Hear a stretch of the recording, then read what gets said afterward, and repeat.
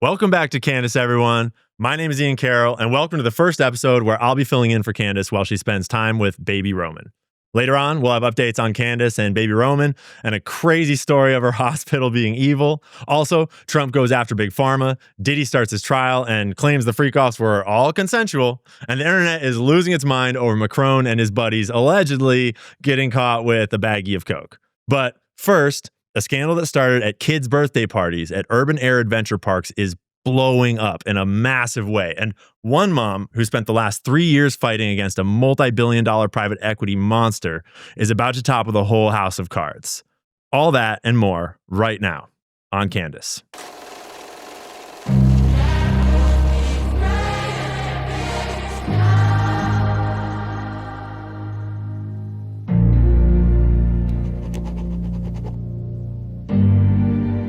So imagine you're a mom or a dad, and you want to take your kids to the adventure park for a fun day, maybe a birthday party, right?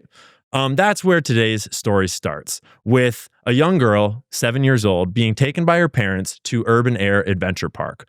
And they were expecting just a normal day. They were expecting a wonderful day with their kid. And if you've ever been to Urban Air, you would know that there's all kinds of crazy things for the kids to do. And theoretically, their staff kind of helping keep them safe, helping run the rides. And this little girl teed up to get on one of the most popular rides at Urban Air. We have video from that day.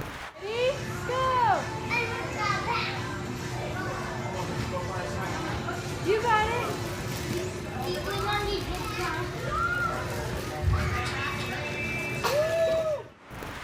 Now, this is called the Skyrider attraction, and it's going to play a big part in today's story.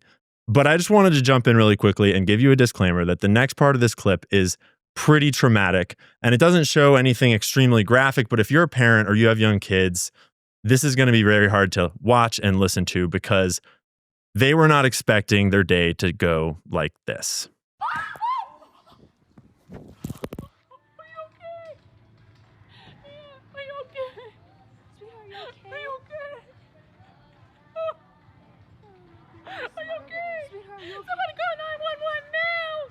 So that little girl, unfortunately, suffered a punctured lung, a traumatic brain injury, broken bones, and permanent disability, including learning deficits, hearing loss. And her injuries are still uncertain and sustained to this day.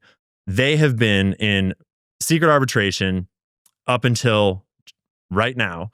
And this is just one poor little girl's story at Urban Air. But unfortunately, it is very much not the only story like this. And today, I wanted to tell you a story about Urban Air because Urban Air is a very small piece of a very big picture. And it starts with a man named Michael Browning. In 2011, he founds this company called Urban Air, and it's an adventure park, right? And he's growing Urban Air adventure parks, with the goal of being a big shot, like his dad, I would presume. He eventually, in 2018, gets a whole bunch of private equity funding and expands his business rapidly all around the United States, from 45 parks at the time up well over 100. They initially got investment from Ross Perot's private equity firm, MPK Partners, and they took them from just a small business in the Indianapolis area to a nationwide chain. And they started franchising. Franchising allowed Michael Browning Jr. to expand this business out and allow other people to buy into his franchise and to have Urban Airs opening all around the country and to have those businesses opened by local people that wanted to change their lives and their community by starting a business and buying into the Urban Air franchise. This is the story of franchising, and it is the bedrock of the American economy in a lot of ways because it's a fundamental way that people start a business and not only change their own lives and their families' lives, but also elevate their community. Franchising, unfortunately, has taken a pretty dark turn in the last 10 years, and we are going to come back to that theme over and over and over again throughout this story. Because as Urban Air expanded, lawsuits started to flood in because of the way that things were being done. And Michael Browning has had some choice words that are posted on his website to say about those lawsuits. But as we dig this story open, you'll see that Michael Browning's words are, well, I'll just read them for you. Quote, "This is not a franchise where I'm sitting back at my desk in some ivory tower and collecting royalties and teaching you a theory. I'm in the trenches, experiencing what the franchisees are experiencing. That is huge for our core and our motto." Right on, Michael. Good to know. It's also good to know that, let's just say we have documentation that seems to imply that that Skyrider attraction, that zip line type of thing that poor girl fell off of, that was not originally created by Urban Air. And there's documentation that seems to imply that, in fact, Michael Browning Jr., shall we say, filed patents after signing a confidentiality agreement with the original company that founded it, Leap of Faith Adventures. If you search the internet for Leap of Faith Adventures today, you will find just about nothing because Leap of Faith Adventures no longer exists. And that's another dig for another time. But let's just say that the emails, correspondences, and documentation that we have kind of implies what might have happened to Leap of Faith Adventures. Because when you're founding a national chain of adventure parks, you need all kinds of cool rides and attractions and stuff for the kids to do, like rock walls and zip lines and crazy trampoline spin around tumblers and stuff like that. And it sounds pretty dangerous because it can be, right? And when you take your kid out to a park like that, you're expecting them to be providing the safety so that your kids can have a fun, safe time out. Once Michael Browning Jr. had expanded his empire of trampoline and adventure parks all around the nation, he realized that he was onto something and he could expand and do even more. So, following a trend that is rampant in private equity right now, in 2021, Browning decided to scale up following a hot new trend in private equity that gets referred to as platforms, where they will buy up different companies that are in the same niche, in the same sector, so that if you wanted to fix up your house, they've got AC people, they've got cleaning people, they've got painting people. This is just one example, but it happens in all sorts of different areas of our economy. And Michael Browning Jr. decided that he was going to take on the niche that was all things children. Why not apply the private equity playbook of cutting costs, streamlining businesses, and maximizing profits to all businesses' children? So that's what he did. And he bought up a number of businesses in rapid succession with backing from his private equity buddies, including Sylvan Learning Centers, Waterwing, Snapology, XP League, Class 101, Premier Martial Arts, and The Little Gym. But among all brands, it has 1,200 locations across the country and serves 25 million children a year. It generates $1.1 billion in annual revenue. Michael Browning Jr. seems to be doing pretty good. But problems started to arise as they acquired each of these companies. And they didn't start with The Little Gym, but our story starts at The Little Gym today. Founded originally by Robin West and Robin McCoy. And I just want to show you their faces because I get the feeling we'll come back to them in the future. But the story really comes to a head when Tiffany Cianci enters the picture. And Tiffany Cianci bought into this franchise as a mom that was doing other business and wanted to spend more time with her kids around 2017. And so she thought that buying one of these franchises would be a great service to her community and a great way to spend more time with her kids because her kids could attend The Little Gym. And if you've not been to The Little Gym, it's a space for children of all types, but particularly targeted at children that have special types of needs, whether that be auditory, sensory, learning, cognitive, whatever. It's a gym for all types of children to do gymnastics and learn through physical movement. And Tiffany Cianci really found her passion there. We're going to be drawing from news reporting and articles that have reported on Tiffany's story over the last 3 years as it has gotten crazy. And just recently, it's gone to a whole new level as cases against Urban Air and the parent company, Unleashed Brands, have moved from secret arbitration into public court, as well as since Tiffany Cianci and several other insiders have decided that enough is enough and it's time to come clean. Cianci started back in 2017 and all was gravy. It was a wonderful time and a wonderful business for her to run.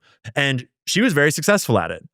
But then, right around the buyout with Unleashed Brands, corporate came down to her and said, hey, we have this new advising partner and they're going to help us with this new stuff. And they were presented as though they were just going to advise them. Slowly, little by little, it became apparent to Cianci and the rest of the staff that this was not an advisor, this was a buyout. And the buyout was Unleashed Brands, and the advisor they were speaking to was Michael Browning Jr. himself. Suffice it to say that Cianci and many of the other franchise owners were uncomfortable with the various changes that were being made, the types of changes that would separate the people running these gyms from their clients. Things like call centers, where when a parent calls with a concern about their child, they get a person in a call center halfway across the country instead of the actual teachers that work with their child every day. You can see how that could be a little bit of an issue when you're dealing with special needs kids doing gymnastics, but that's not really how private equity plays. So Cianci organized her fellow franchise owners into an association, sort of like a union, to push back against the changes and to stand up for the franchisee rights. Just to clarify, a franchisee is the person that founded the small business, the owner of the franchise. The franchisor is the big boys, the corporates, Michael Browning Jr. in this case. Over the next 3 years and to this day, Unleashed Brands took Tiffany Cianci through legal. Can I say hell? Yeah, you can say hell. Cool. Over the next 3 years, Unleashed Brands took Tiffany Cianci through legal hell, dragging her into hundreds of thousands of debt, through untold emotional and financial hardships, through the most insane journey of just outright unethical, unlawful lawfare. This is not unique to Tiffany or unique to Unleashed Brands or unique to the Little Gym. Franchises are all across America, and they are all kinds of businesses that support a huge sector of our economy. And franchises in particular are in the crosshairs of private equity today because they can be so incredibly profitable for reasons that we will go into. Suffice it to say, when you are outsourcing so much of your business cost, debt, and the actual running of your day-to-day business to individual people, to families and small business owners, you can offload a lot of risk and a lot of the hardship and just suck all the money up to the top.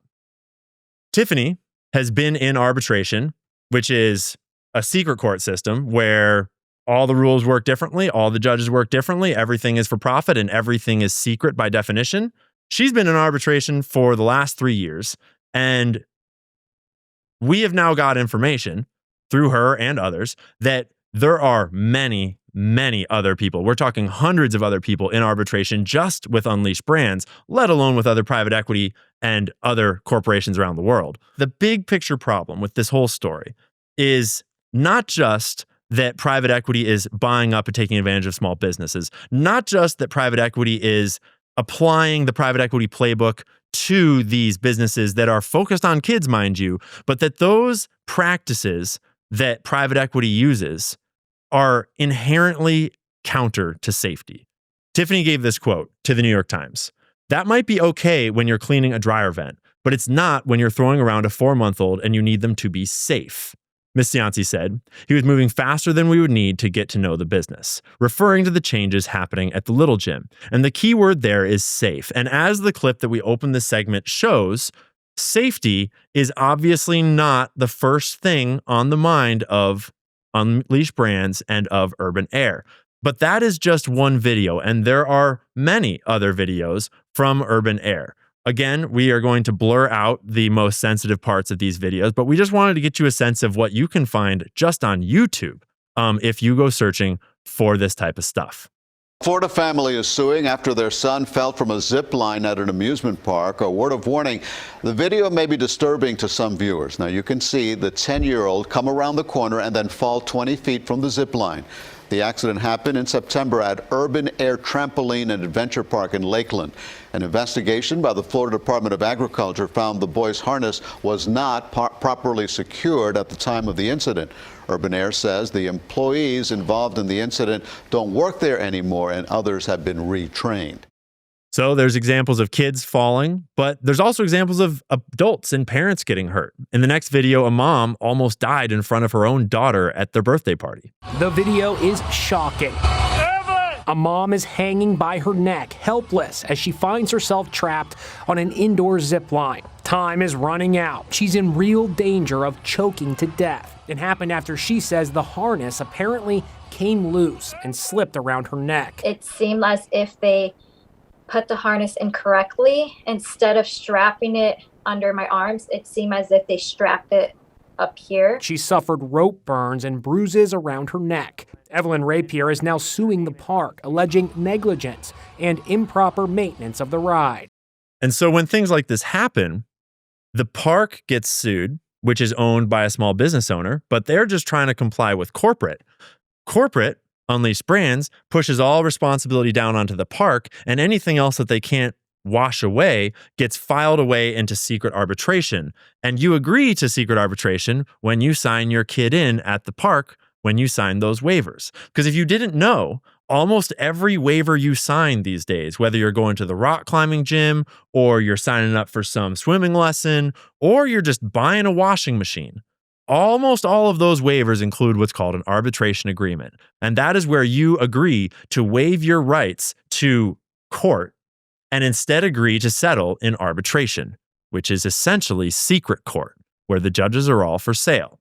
We're going to get into arbitration way more in coming episodes, but suffice to say that it's a great way to cover up all sorts of nefarious stuff if you don't want the public to know.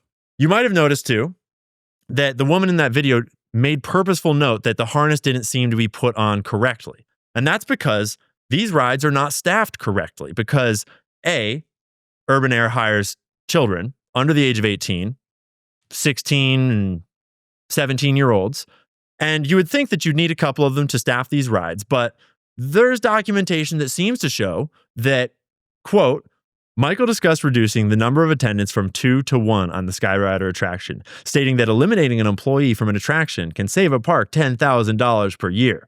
That very same weekend in Ahwatukee, the Skyrider attraction had one employee working when a major accident occurred.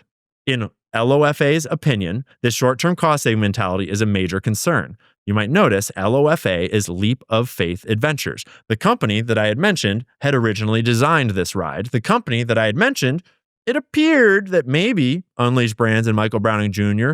might have done something nefarious to take that patent and that attraction from Leap of Faith Adventures. And now Leap of Faith Adventures is unfortunately no more. But this document, as well as several others that we have, are actually from when Leap of Faith Adventures took them to court because they were not okay with what was being done with their rides, the ways they were being set up, the ways they were being run, and they made specific claims about what was going on. That's not to mention that there's evidence that seems to suggest, both human testimony as well as email testimony, that Unleashed Brands was flying in Chinese nationals to put together their adventure parks because it was cheaper than paying American labor. You know, doesn't really strike me as the kind of thing that's safe when you're putting together all sorts of rides and dangerous equipment that children are going to be playing on, but it is cheaper. I'll give him that. So what Tiffany Cianci and all of the other franchisees at the Little Gym have been through has been horrendous. It has been a multi-year process of intimidation and of coercion and of very complicated changes to their businesses that do not benefit them or their children. At least that's how they see it. But there's a darker and deeper side of the story. And that's when you start to realize that private equity is a team. It's a club. And they are all friends together. And none of them really want the boat to be rocked. And so when Tiffany started rocking the boat, when Tiffany stood up to these people and organized with her other franchisees, and then when she wouldn't go away and be silenced, they decided that they were going to make an example out of her. And they have done a number of things over the years, things that are almost unspeakable. And we don't have time to speak of all of them because there are so many. But perhaps the most unspeakable, or at least the most inhumane that was done to Tiffany, was captured in court during one of her depositions. And I'm going to let her speak for herself, but I do want you to know that this is going to be hard to watch, especially if you're a mother. But this is what happened to Tiffany Cianci. I might also say that there are very likely instances of significant emotional distress related to somebody trying to expedite me having an abortion the day I lost my daughter. Are you seeking that here in this case? I would say yes. And again, are you talking to the recent miscarriage where the parties worked with you to reschedule your deposition? Worked with me? You tried to depose me in labor. You tried to depose me while I was in bed bleeding. I had contractions 2 minutes apart.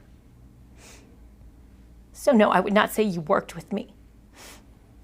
I would say it was vulgar and inhuman. I was copied on the emails where you asked that I be compelled.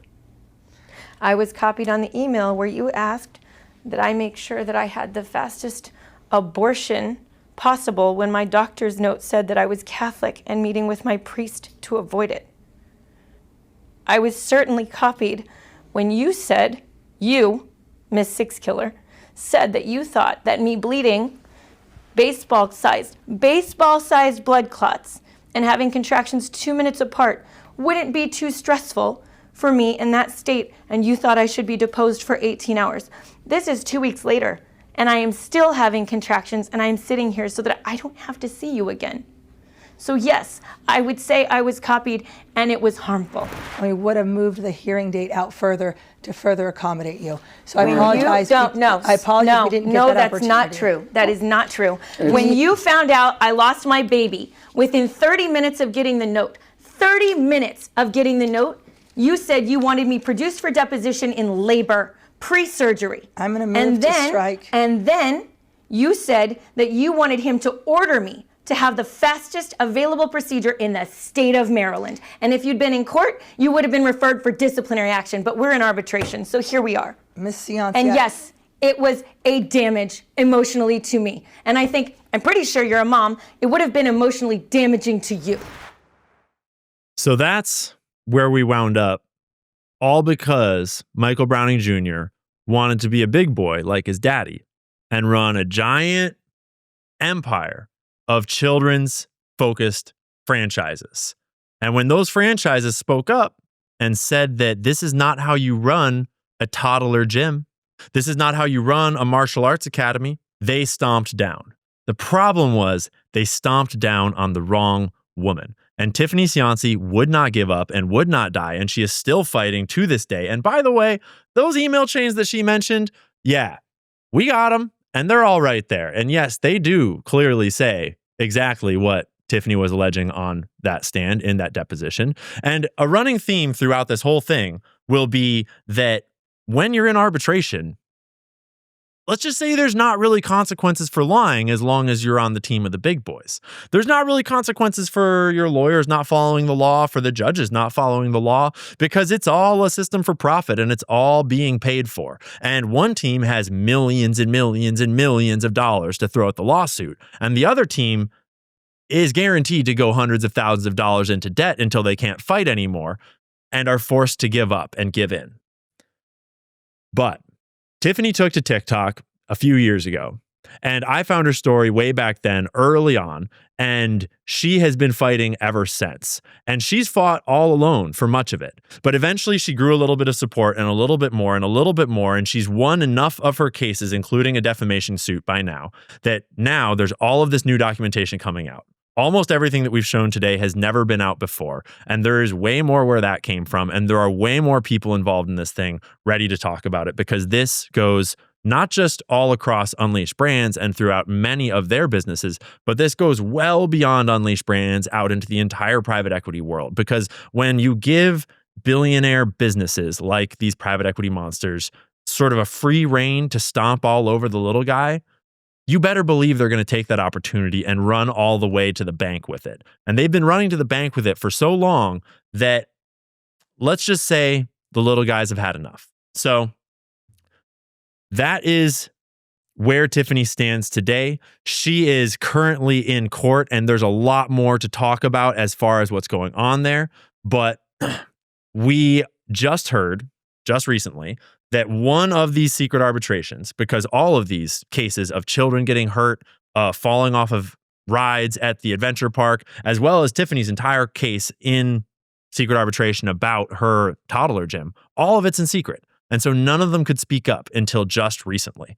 And so all these guys, the team over at Unleashed Brands, Michael Browning Sr., who is not just daddy, he's on some of those filings, Norman Leon, Michael Browning Jr., Laura Sixkiller, Stephen Polizzola, all these guys that are written on all these forms, that are involved in all these depositions, that are on these cases, they're going to come back up. And we're just going to look at what they did and what they're doing and see, why would you do that? Because ultimately, you should stay away from our toddlers and you should stay away from our little gyms. And we want our kids to grow up in a place where they can be treated like children and not like numbers for profit. So that's the start of that story for now. That's all we got for today. Before we get to an update about Candace and the hospital and how it all went with baby Roman, I want to tell you about our first sponsor, GNO.LAND. If you're into the world of computer programming, you need to check out my friends at GNO.LAND. GNO is a distributed, multi-user virtual computer implemented on top of the blockchain so that every operation occurs in a predestined way. User program code and memory states are made tamper-proof by the use of Merkle trees and consensus-based verification, all provided by the underlying blockchain storage layer, itself distributed. GNO unifies the concepts in a single concept, the realm.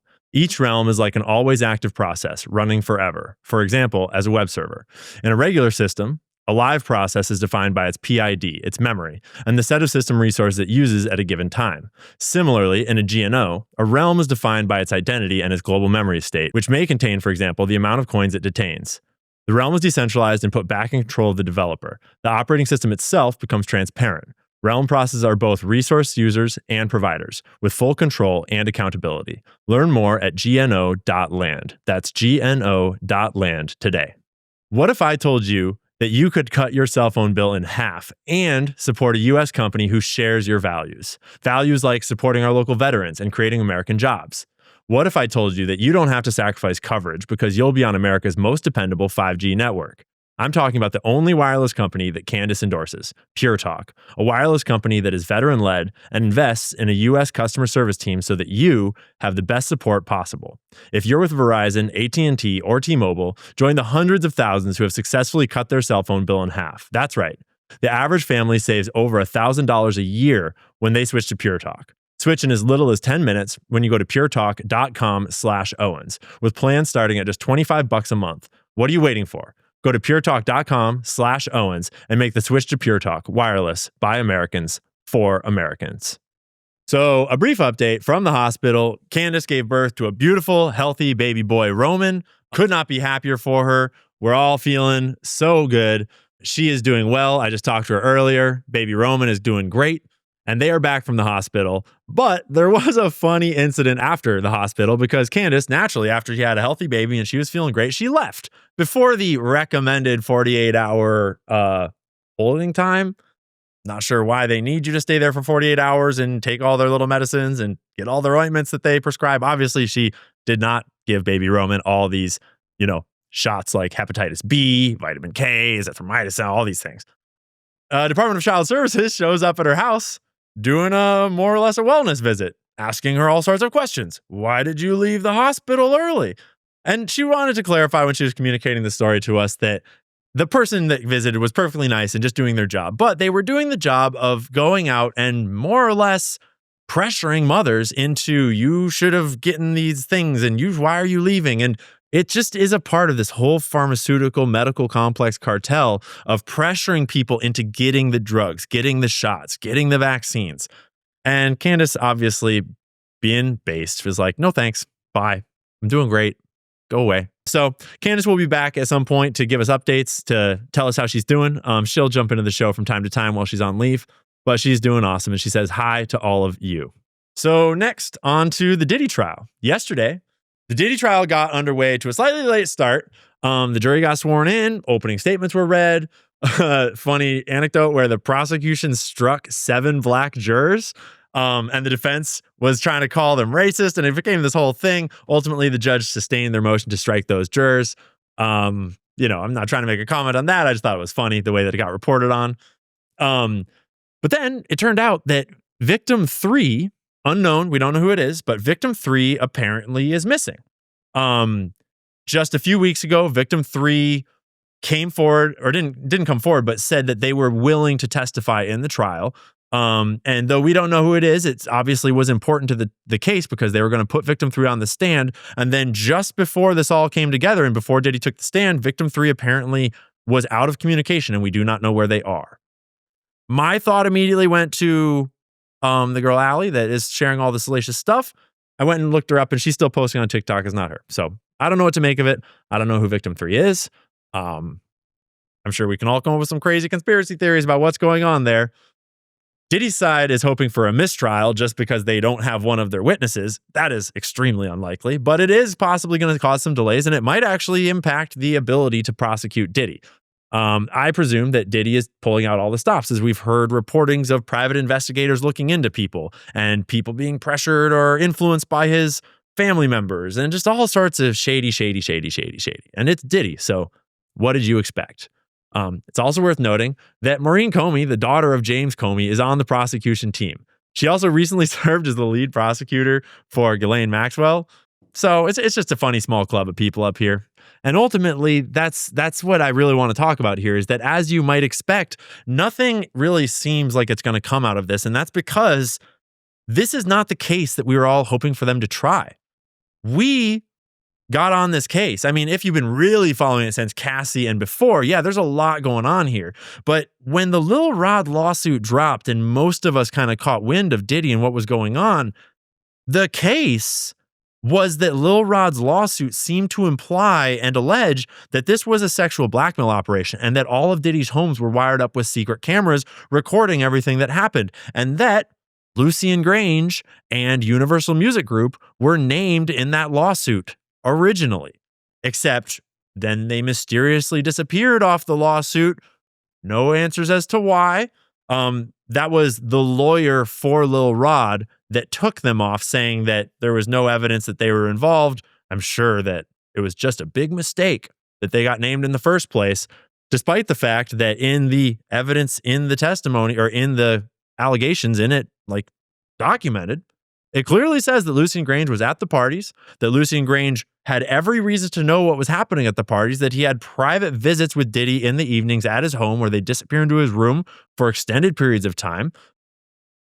But, you know, when you're the big boy at the top, you don't get looked into. You don't take the stand. You don't get the dirt on you.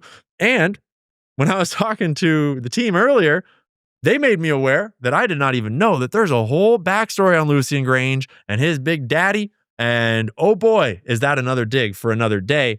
But I just wanted to point out that the more the Diddy trials progressed, the more they seemed to depart from what was actually really being shown and suspicious in the first place, which was what seemed to be a trafficking ring, with what seemed to be blackmail involved, with what absolutely for sure was this, shall we say, the ex-head of security of Michael Jackson somehow becoming the head of security for a trafficking operation, a blackmail ring, for drugs, for whatever he's doing for Diddy.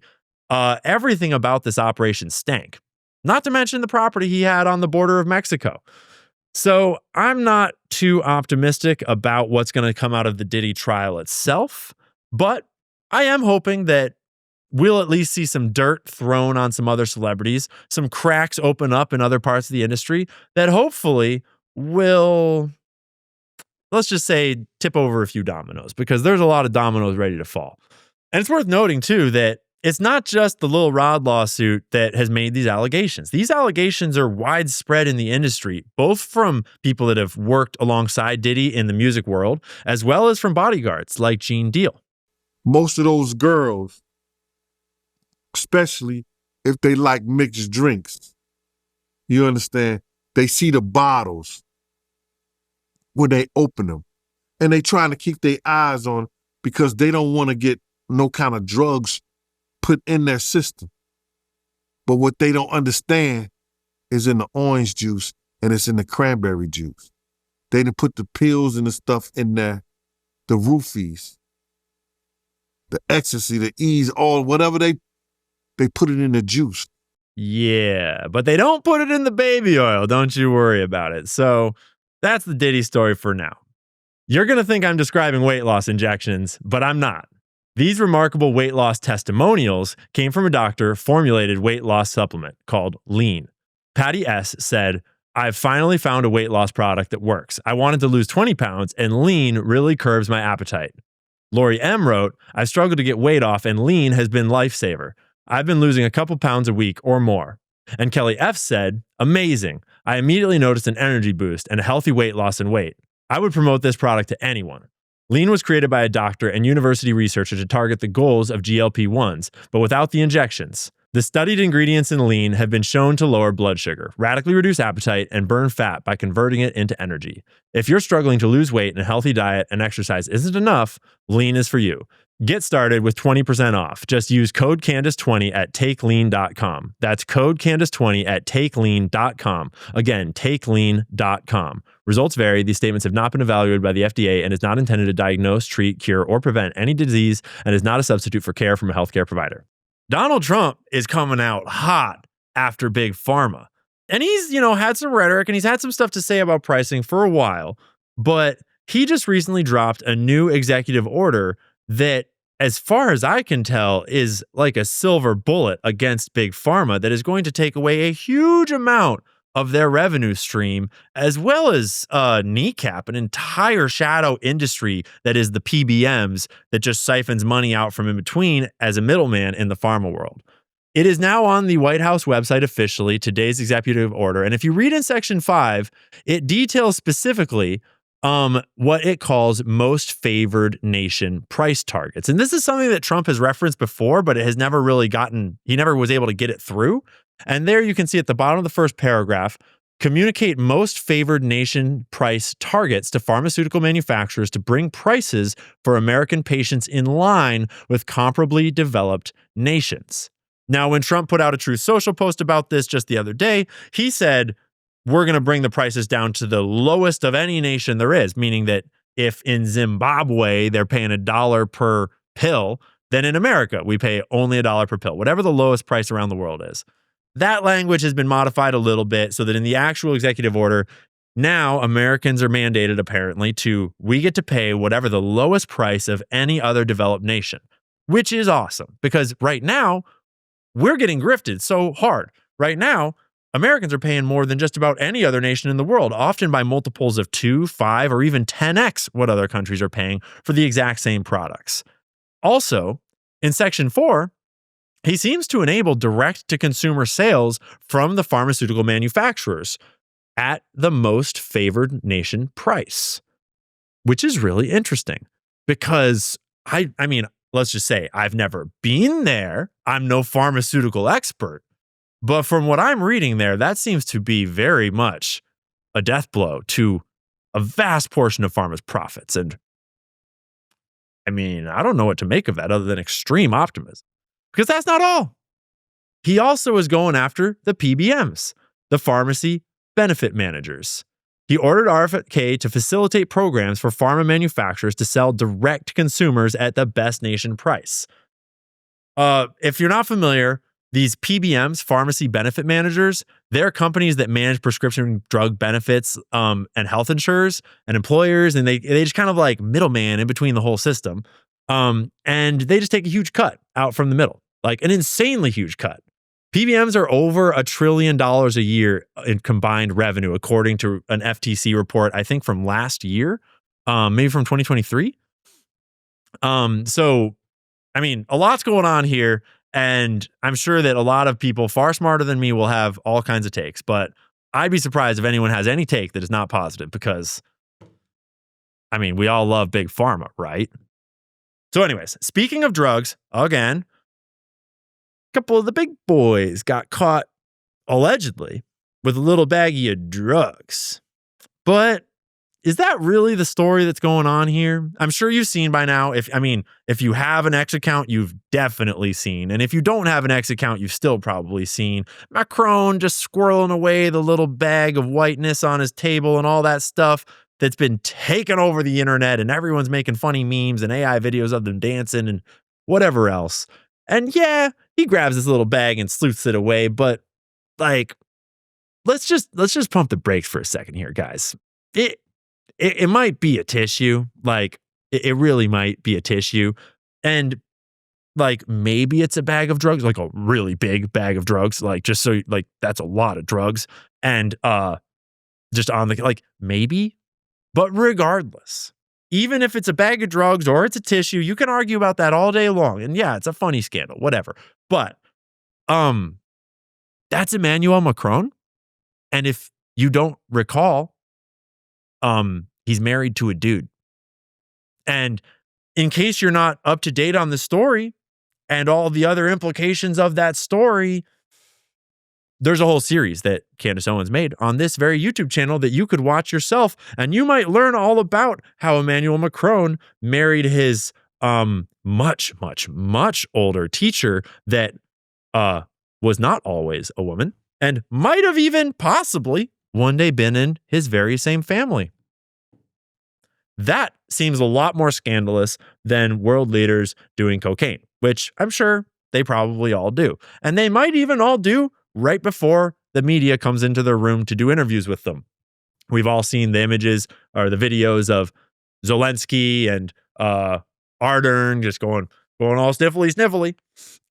We've seen it, and I'm sure it's happening. But ultimately, the scandal is that he's married to a dude. And that implies all sorts of other things that we want answers to. So yeah, that's the story about the drugs. It's fun, but let's be real. It kind of feels like a distraction, guys. Let's keep our eyes on the bigger prize, like the Illuminati controlling the world through a crazy cult. I'm sorry, I'm kidding. Anyways, that's about it for our episode today. I think that about wraps us up. I really appreciate you guys coming to hang out. I really appreciate the whole team bringing me in and welcoming me to the studio. I cannot wait to learn from them, to learn from all the crazy rabbit holes that they've been down and to share them all with you. If you haven't already remembered, please like the video, share the video, subscribe to the channel. And I'll make sure that Candace comes and pops in to say hi before too long here. But for now, have a great night and we'll see you tomorrow.